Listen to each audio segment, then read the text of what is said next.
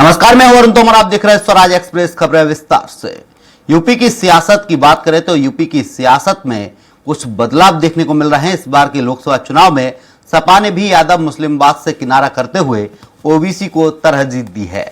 2024 के लोकसभा चुनाव में सपा मुखिया अखिलेश यादव नया सियासी समीकरण लिखने में जुटे हैं। सपा की स्थापना से लेकर अब तक हुए लोकसभा चुनाव में इस बार मुस्लिम यादवों के टिकट लगभग आधे हो गए हैं। कुर्मी, निषाद समेत अन्य पिछड़ी और अति पिछड़ी जातियों की टिकट में हिस्सेदारी लगभग दोगुनी हो गई है।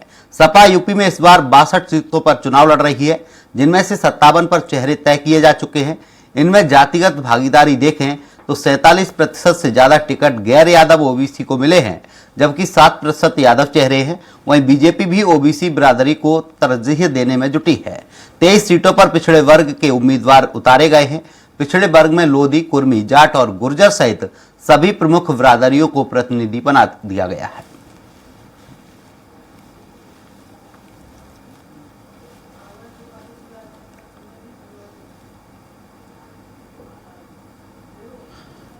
इस खबर पर ज्यादा जानकारी के लिए सहयोगी संवाददाता राघवेंद्र त्रिपाठी जी हमारे साथ लाइव जुड़ चुके हैं। राघवेंद्र जी, देखा जाए इस बार सपा भी बीजेपी के किनारे पर चल रही है। सपा ने इस बार ओबीसी वर्ग को ज्यादा मौका दिया है। देखिए अरुण जी, उत्तर प्रदेश की सियासत में पहली मर्तबा है कि जो समाजवादी पार्टी, यादव समाज की पार्टी मानी जाती थी, मुस्लिमों के पैरोकार माने जाती थी, उसने भी इस बार थोड़ा अपने रणनीति में बदलाव किया है। चूंकि अखिलेश यादव 2022 के चुनाव में नारा पीडीए का दिए थे, पिछड़ा दलित अल्पसंख्यक, और उस पर लगातार चल रहे हैं। अभी जब राज्यसभा का चुनाव हुआ था, उनकी सहयोगी पल्लवी पटेल जो कुर्मी बिरादरी की राजनीति करती हैं, उन्होंने पीडीए की उपेक्षा का आरोप भी लगा दिया था। इसी नाते अखिलेश यादव फूंक फूंक कर कदम रख रहे हैं। वह जानते हैं कि मुस्लिम और यादव तो उनके साथ रहेंगे, अगर ओबीसी की अन्य जातियों को साधने में वह कामयाब हो जाते हैं तो उत्तर प्रदेश का परिदृश्य बदला रहेगा। और यही वजह है कि इस बार वह मुसलमान और यादव प्रत्याशियों से थोड़ा परहेज कर रहे हैं। अभी तक केवल 4 यादव उम्मीदवार मैदान में उतारे हैं और चारों अखिलेश यादव के परिवार से हैं। आजमगढ़ से धर्मेंद्र यादव हैं, बदायूं से शिवपाल यादव के बेटे हैं, मैनपुरी से उनकी पत्नी डिंपल यादव हैं और फिरोजाबाद से रामगोपाल यादव के बेटे अक्षय प्रताप यादव हैं। इसके अलावा किसी यादव को किसी भी सीट पे उन्होंने टिकट नहीं दिया है। चूंकि ओबीसी उत्तर प्रदेश में लगभग 50% है और अखिलेश यादव जानते हैं अगर सभी बिरादरियों को साधना उनकी मजबूरी भी है, और इसी नाते उन्होंने अन्य ओबीसी बिरादरी, जाट, गुर्जर, जो पटेल है, कुर्मी है, लोध है, इन सबको टिकट देने में वरीयता दिखाई है। इसके पहले जब मुलायम सिंह यादव इस पार्टी के नेता हुआ करते थे तो 17 से लेकर 21 सीटों पर यादव समुदाय के लोग लड़ते थे, 12 से 13 सीटों पर मुस्लिम समुदाय के लोग चुनाव लड़ते थे। लेकिन मामला बदल गया। जिस तरह से मोदी ने ओबीसी जातियों को तरजीह देना शुरू किया और जिस तरह से मोदी के साथ ओबीसी जुड़ा है, उससे देखते हुए समाजवादी पार्टी क्या सभी पार्टियों को अपनी रणनीति में बदलाव करना पड़ा है। भारतीय जनता पार्टी जो सवर्णों को तरजीह देती थी, आज सवर्ण हाशिए पर है। मात्र ठाकुर, ब्राह्मण, वैश्य मिलाकर केवल 12 टिकट इनको दिए गए हैं। बाकी सभी सीटों पर ओबीसी जातियां चुनाव लड़ रही हैं। जो सुरक्षित सीटें हैं वहां पे पासी बिरादरी को तरजीह दी गई है। चूंकि भारतीय जनता पार्टी जानती है कि जो दलित यानी जो जाटव बिरादरी है वह मायावती का वोट बैंक है, तो जो दलित में भी सेध लगाने की कोशिश की गई है। तो कुल मिलाके विकास का नारा चला था उत्तर प्रदेश में कि सबका साथ, सबका विकास, सबका विश्वास, हर आदमी विकास का नारा दे रहा था। लेकिन जो चुनाव आगे बढ़ रहा है, धीरे धीरे पूरी सियासत कहीं न कहीं जात पे आके टिक जा रही है और इसी का परिणाम है कि ओबीसी जातियों को तरजीह देना सभी जातियों की मजबूरी बन गई है।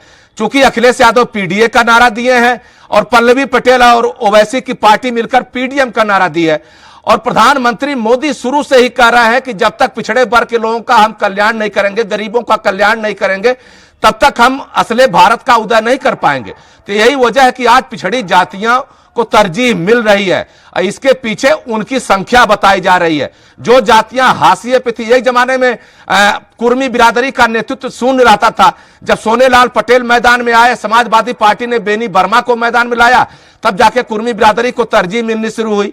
इसी तरह से पासी बिरादरी भी हाशिए पर रहता था, वह उसको न मायावती सटियाती थी, न बाकी बिरादरी, न बाकी पार्टियां उनको तरजीह देती थी। लेकिन आज पासी बिरादरी के 5 प्रत्याशी मैदान में है सभी दलों को मिलाकर।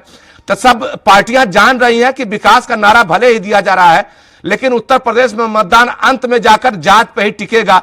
इसी नाते जात साध है सब सद है, इसी फार्मूले पर सभी पार्टियां काम कर रही हैं। और समाजवादी पार्टी ने तो चौंकाने वाला काम किया है। जो उनका बेस वोट बैंक था यादव मुसलमान, उनसे किनारा किया है और जो बाकी जातियां उनको तरजीह दी है।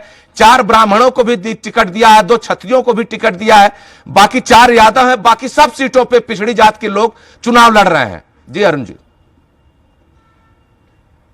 आगे लाने की बात चलती है, यूपी हो या फिर कोई और राज्य हो, लेकिन उत्तर प्रदेश में समाजवादी पार्टी ने कितनी महिलाओं को इस बार लोकसभा में उतारा है? देखिए, महिलाओं के मामले में समाजवादी पार्टी 27% टिकट दे चुकी है, यानी लगभग 7 महिलाओं को टिकट दिया है।